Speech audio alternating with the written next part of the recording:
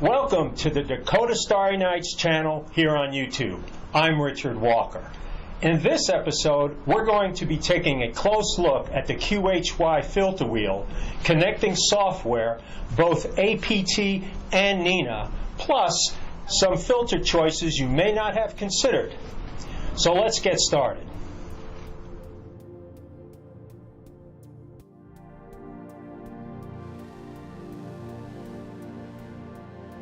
Got a QHY filter wheel which integrates with this QHY 268 monochrome. So I had first light with this last night and I was able to get just an hour and a half of HA. Check this out.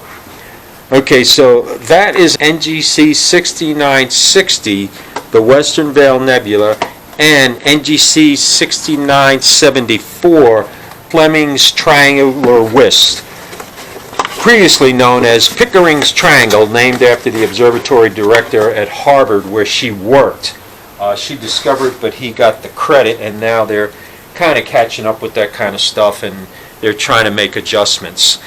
And I'm probably at maybe class 6, maybe 7, and I was using a 12 nanometer astronomic CCD filter. So what that says is, when it comes to astrophotography, quantum efficiency rules. And that is an amazing amount of data for just an 80 millimeter telescope. So I was really pleased with this dynamic range and quantum efficiency. Now I will say this about the QHY versus the ZWO, now that I'm on the topic. When it comes to the QHY cam, I had the ZWO ASI 071 and I sold it. It was color. Color doesn't work for me. I started out old school mono, and I like it, and I'm more comfortable with that, and plus the data acquisition I believe is superior. That said, on cloudy nights and stuff, guys say that the build quality of these are better than ZWO, and I got to agree. You could see the thick metal here, as opposed to like thin metal that's going to bend as soon as you do that.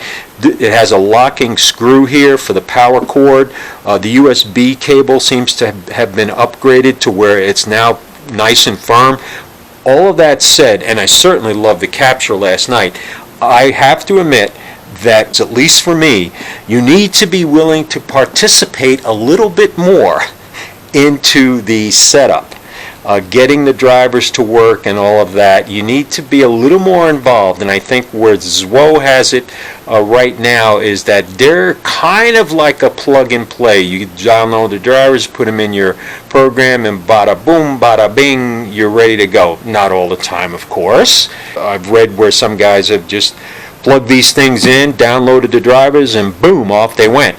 But that wasn't my experience. I had to get a little more involved with this, but in the end, I sorted it out. In the beginning, there was a problem with the way the drivers were loaded into the computer, I believe. So I wind up erasing the drivers and reloading it, and eventually things did work. And they work really well now, and they connect. Okay, well, enough said on that. So here's the filter wheel, and pretty substantial box, if that counts for anything. It's pretty schwank. And wow, this thing is big. Oh my God, this is a lot bigger than, now this is a 2-inch filter wheel. The quality on this, just feeling it, I do a lot of crafting. I've crafted stuff all my life and made a living at it, and I can tell you from what I see here, this is well crafted. The finish, and it looks really good. Yeah, so you can see where this has been milled out of a solid piece of aluminum. Very cool. And there's a little lip here, so it goes over the edge to prevent light leakage. Both this and this has been milled out of a solid piece. Really nice. Really well made. I think what I need to do now is remove this, because I'm bolting it right to the camera, and then take these screws out, and once I get that out, we'll continue.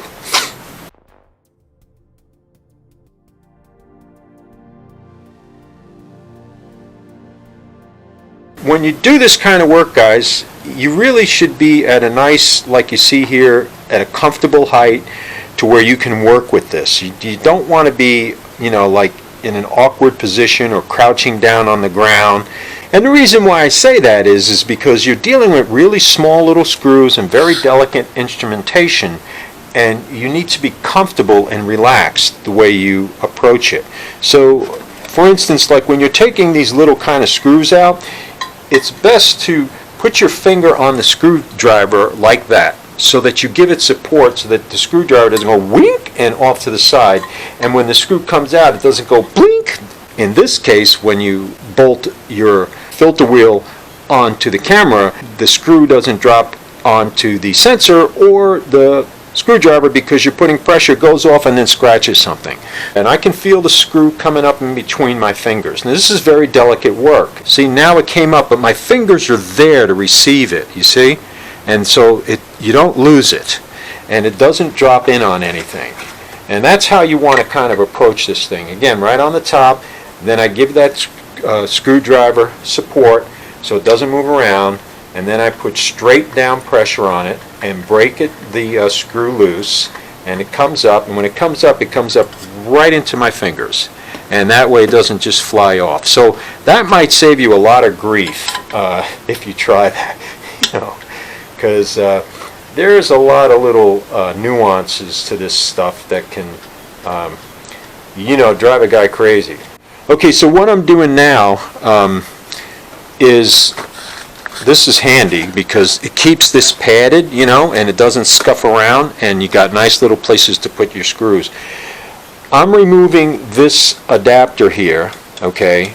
That's what would go into the camera normally, but because we're going to bolt it, we're going to do it this way. You have to remove this here by removing these 3 screws, I believe.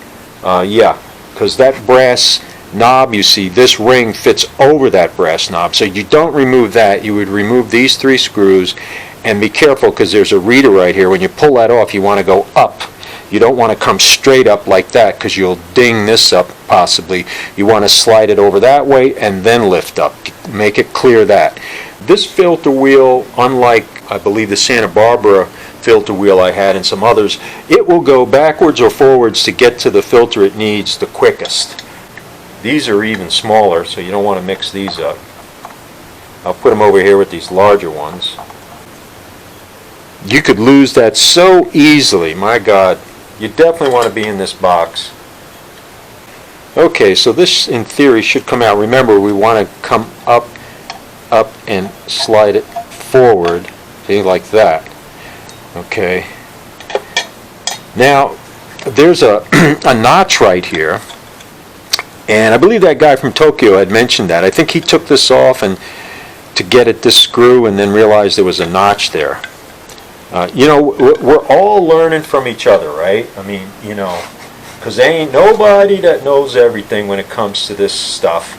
And there's no school for it. There's no graduating class. You just got to learn it by the seat of your pants. And then hopefully, not make too many mistakes. So got one more up here. One more up here. So guys, there's 1, 2, 3, 4, 5, 6 screws. So you definitely got to take that carousel off.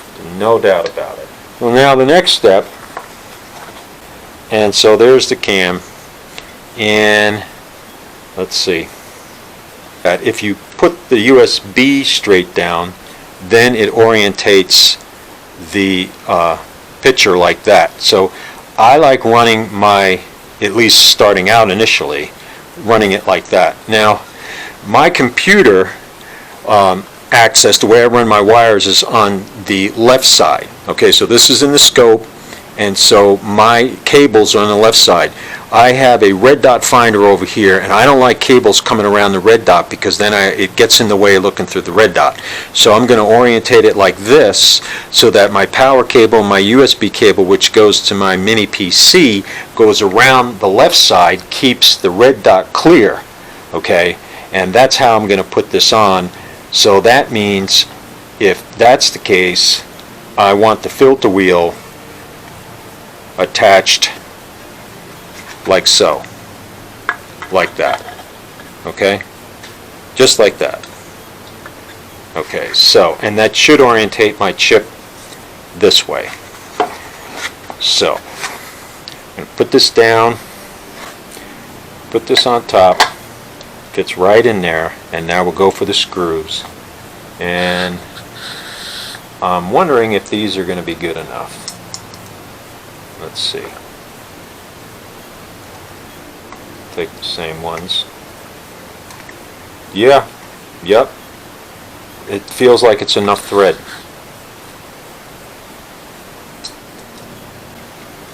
Okay. And it should go in easy. I mean, if you feel something funky going on, don't torque it in, because you'll strip it. You know, just should go in there, and like I say, just get it to where it bottoms out and you stop. And here's that little slot that allows you to get this in. Okay, so that's that. Got my USB cable here, power cable over there, filter wheel cable there, and this pointing downward. So I know that my chip this is my chip right here. So if I turn it like that, that's my chip. And that kind of helps. See, now what I'm doing now, you definitely want to be holding it when you're torquing it, because if you're putting pressure and you slip, you might just go right on top of that thing. So you want to keep your fingers around it and go straight down. Okay, that seems to be in. And we'll put this on. Again, you're going to slide it in like that. You push it up against there, snug it, or see, it's underneath, it's touching it there, it just drops in. Probably have to turn it till I find those holes, right? There. So now we'll put that on. And these little guys, I'm going to get them started like that, and then kind of try to guide it in there. Keep that driver perpendicular to the screw head so that you don't go stripping it. If you go on an angle, you're going to possibly strip it, and then it might be a hard time getting it out later if you need to. There, good, done. Don't want to overdo that. Okay, so the next thing is to load it up with the filters.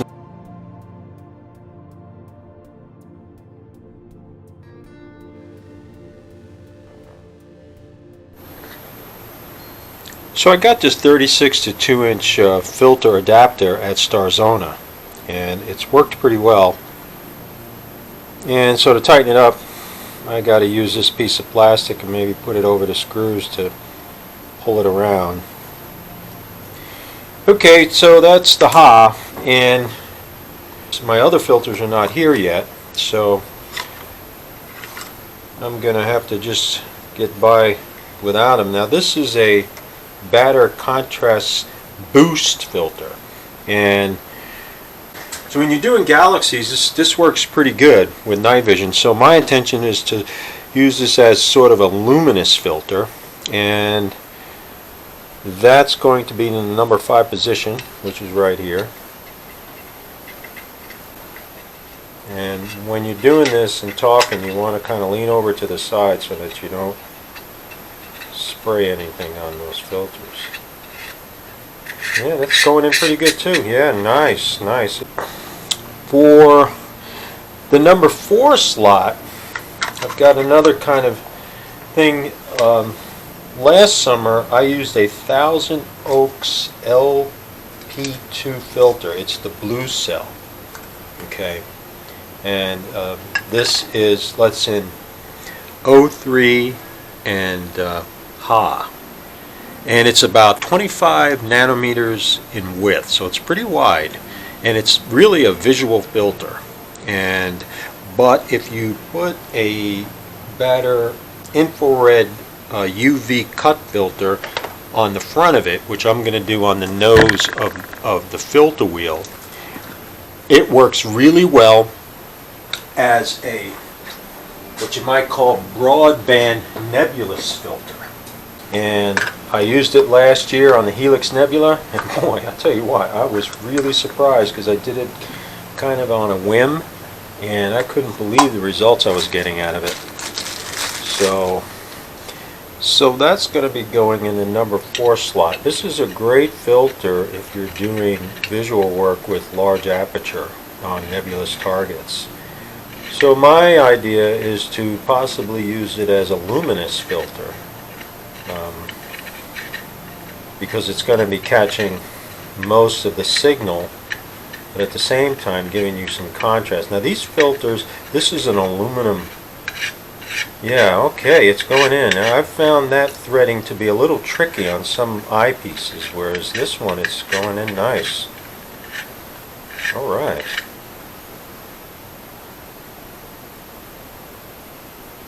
Okay. So that only leaves my O3 and S2 channels, and I don't have them yet. Well, through the magic of Hollywood, the filters have arrived. Now, these are the new generation of batter filters that have been optimized for CMOS cameras. A couple of the features that they have is there's an increased contrast with this generation of filters because these are at 4 nanometers. They're even narrower than their traditional filters. There was always a problem with reflections on some of the filters that have been available for narrowband imaging, and a guy had to pretty much go to Astrodome or now the chromiums to kind of get around that. But these new generation of batter CMOS filters have what they call a reflex blocker coating, and it gives even more freedom from halos according to what they are predicting. The full width to half maximum of each one of these filters match for typical CMOS quantum efficiencies and signal to noise ratios. They've blackened the edges all around. Now I have a 36 nanometer filter right here in a batter, and the edges weren't blackened, but now they're blackened, and they've done that to eliminate any reflection due to light falling on the edge of the filter. The ones I've got here, okay, so this is the Ha filter right here, and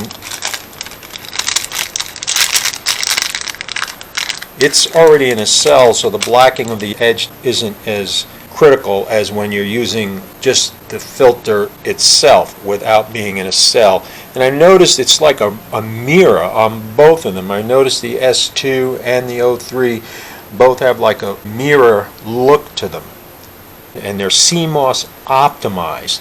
Now, they say that they work for CCD cams as well. Yeah, that took pretty good. Each filter is coated individually. They're not cut from like one large plate, and which is definitely a better approach to the construction of these things.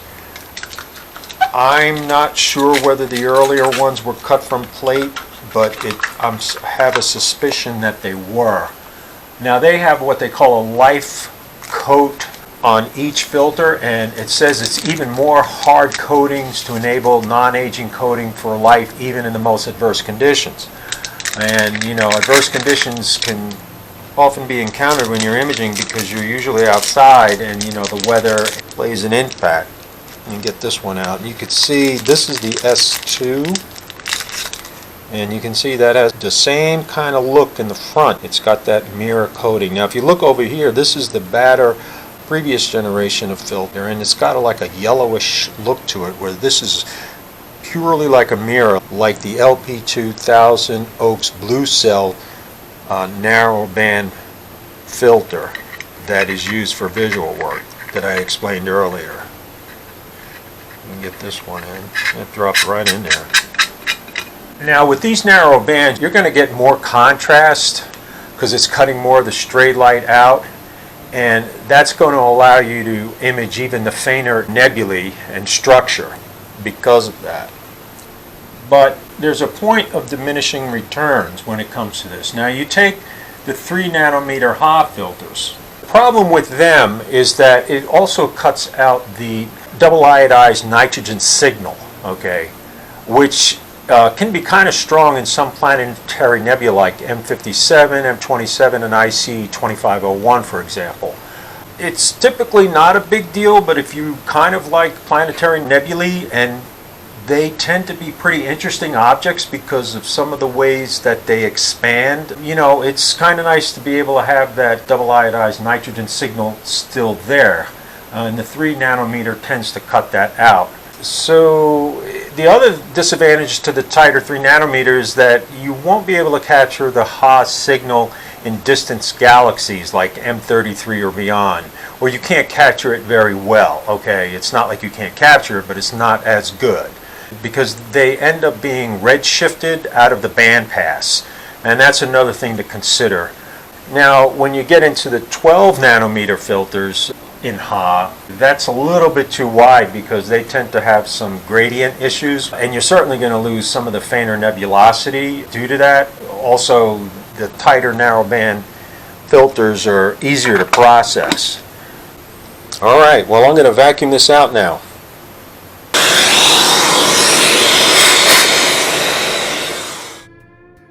Okay, so the next thing is to assign some positions to it in the software and see how that goes.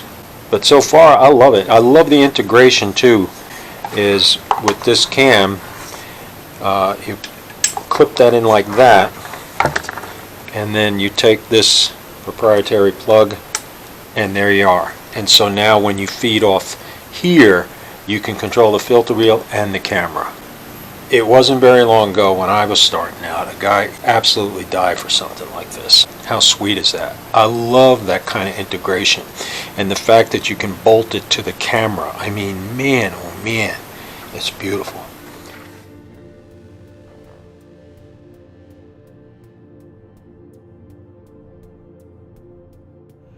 Okay, so hooking up the QHY 268 mono with the integrated filter wheel to N.I.N.A, you would come to the equipments tab over here, and then it lists all the equipment that you can configure from this position.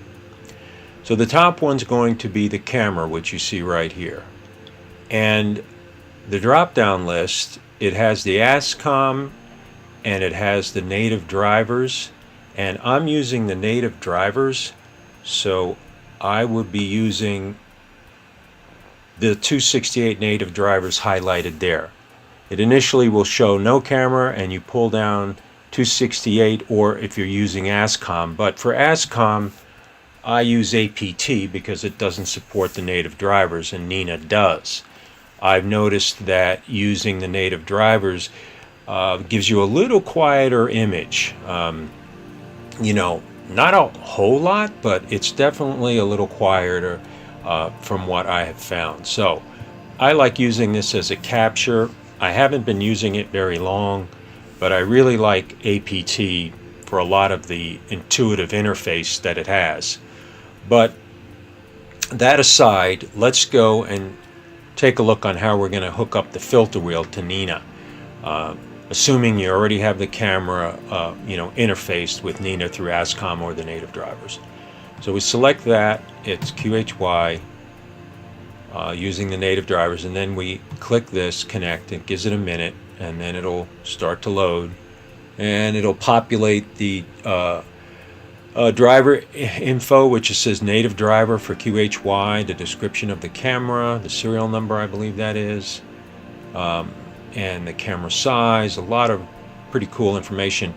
Over here you would set your temperature. If you haven't created a profile already, we'll cover that here in a minute. I usually run it at -5 because if you look at the graph on their website, there's not much of a difference for dark current reduction between -5 and -10. And -5, you can achieve that any old day of the week, and also it's a lot easier to cool it and warm it down and maintain it. So I run the cam at 5. Your mileage may vary. Over here you see the gain and the offset, so you would set your gain and offset. Now this is talking more about the camera than the filter wheel, but being that we're here, for this camera in the mode that I'm running it, I want a gain of 56 and an offset of 25 right here. And then the read mode, with this camera, I want the high gain, which would be number 2. And that is for snapshots. When you're just doing a quick, you can increase that if you want, a lot more gain if you want to, for quick ones when you're using narrowband filters, so you can get an idea where you're at. And for the sequences right here, I'm going to use that. Now what that'll do, it'll automatically populate your sequences, which is right over here. And see, it's populated now. It defaults to 30/30, but because we changed it up there, it populated here to gain of 25, gain of 56, offset of 25. Okay, so, and then the current filter, which is, we haven't gone there yet. So now let's go over to the filter wheel, go over to the equipment again, and we'll click on filter wheel, and it's showing nothing here. So what we're going to do is now, because I'm using the native drivers, so the native drivers are already going to be set up for the filter wheel using the camera as an interface for the filter wheel. So really at this point all I need to do is connect. Oh, and it says no. Wait a minute. QHY, oh, right here. Sorry, I still had it highlighted on the ASCOM. So this is good though, because this will show you the kind of little things you might do wrong. Right here it says 268 5-slotted QHY. Now it should connect with no problem. That's good though, because little things like that happen and then people have a hard time figuring it out. Okay, so it says the filter wheel is connected, it even gives you the time and the date. And then over here you're going to see these positions, but you can pretty much ignore that as far as 0, 1, 2. It's not going to show up like that. It'll show up the name of the filters that you assign. So from here we're going to go to options, and we're going to come to equipment up here, and here's the filter wheel. And it's here where we're going to assign the names. Now over here it says import filters, and that may work for ASCOM connection, but it does not work for the QHY drivers, because I've tried it, and what it does is it just eliminates all of this and it's blank and there's nothing there. So we're going to now name our filters and go back, and then like I said, don't worry about that 0 and all that. Just put in the filters the way you know that they're sequenced in the carousel. So that would be HA for me in my case. And then here we're going to put S2. And then here we're going to put O3. And then over here we're going to put for me it's going to be my Batter 1000 Oaks LP2 filter. So here we've got the Batter contrast boost in the number 4, and then I'll hit enter, and that's it. Now that takes care of that. So we come over now to the equipment. And now over here on the filters names, you see it's HA, S2, O3, 1000 Oaks, and Batter. I got to correct that. It looks like I got a typo there. So we'll go back to the options, and I think what it was is it doesn't have that much space. Batter, contrast, boost, enter. So now we'll come back over to the equipment tab up here, and there it is, contrast boost. So when you go to change your filters, you can change them here under the equipment tab. And I hear changing to HA, and then it highlights it there. But more than likely, the way you're going to change it is you're going to be imaging over here. You'll be over here where it says imaging, and then here is where your capture screen is going to be when you capture something. And when you want to change your filter wheel, you'd come down to this little tab, Anything you highlight up here that's white is going to be accessible down here. Okay, so once you highlight it, it kind of drops that down here, so a quick reference. So now I come to the filter wheel, and then here's where the more convenience place to change it. There's a couple of places you can do it, but that's the most convenient. So we'll come to the batter contrast boost, and then we'll change. And I don't know if you heard that, but it changed. And then from there you can come back to your imaging. Now we are at the batter contrast boost. However, when you come over to your sequence, it does not automatically load for your FITS files. So you need to, if you want to have that in your FITS files, you need to put that there into the sequence, and now it will read all this information. Your exposure time is put here, the total number of captures you want, whether you want binning or not, dithering, how many frames you want dithered, the gain and the offset. Now that's all that's done, we'll come over to the options tab again, and we'll come over to general. And here is where things are saved. Now I had saved a profile, Dakota Starry Nights profile, and I can select that and it will load it. And here's where you can load profiles for different equipment or approaches that you're going to have to your imaging. And you would change your name here.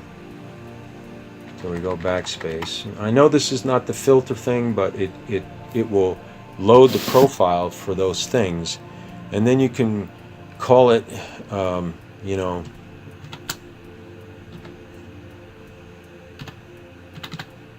Starry Nights,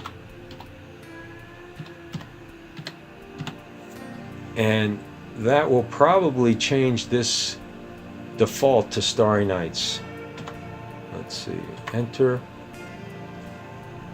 So Starry Nights, and then you would click add, and then there it is, Starry Nights. So this profile that you just created was saved, and you can eliminate that by just going negative, and it will ask you, okay, so that's the one that's there right now. So that's how you can save a profile once you set it up.